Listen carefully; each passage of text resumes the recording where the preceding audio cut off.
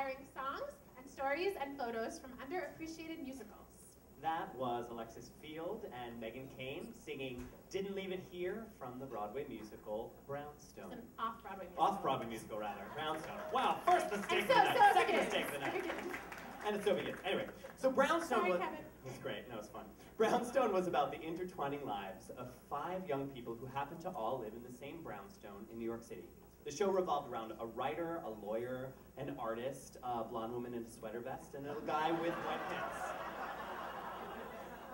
This is a genre that's now far more popular. I like to call it the I'm young and excited to be in New York, and this is almost a song cycle but not musical. That's what I call it. Brownstone opened at the Hudson Guild Theater in 1984 off-Broadway, and in 1986, Roundabout picked up the show for a second off-Broadway run.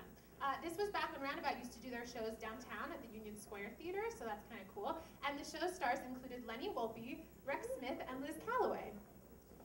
Many critics praised the score, and one called it a lush valentine to the pains and pleasure of living in Manhattan. The musical pulsates with the heartbeat of the city. John Simon in The New Yorker said his favorite part of the show was the duet, Didn't Leave It Here. Sounded great. You guys were awesome. Awesome. It was so good. Awesome. Awesome. The show aimed to present what was charming about everyday life. I like that, because that's everyday life. We're wearing baseball caps, staring at each other. Lunches. Lunches. Slice of life, you know. Frank Rich in the New York Times said, defrosting the refrigerator is nothing to sing about, even when the singer is as radiant as Liz Calloway. She's pretty radiant. Yeah. Clearly not pleased, Frank Rich went on to say, the weightiest dramatic issue in Act 1 is the burning of a raisin bagel in a toaster. I thought that was hilarious when I made that slide, and it was really late at night, so Liz Calloway, if you're watching, I love you. Okay. Please do our concert.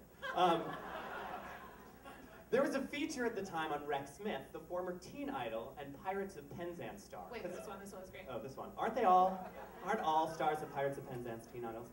No. The first line was, Rex Smith has been renovating his apartment, and the creators of the show he's in, Brownstone, have been renovating their musical. That is good journalism.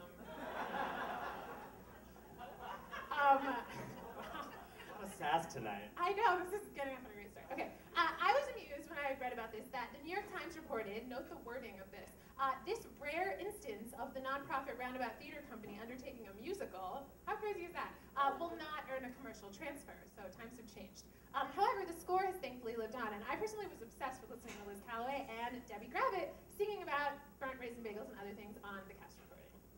The show was small and sweet, with some great tunes. As one critic said, most musicals aim to be brass bands. Brownstone succeeds at being radiant chamber music.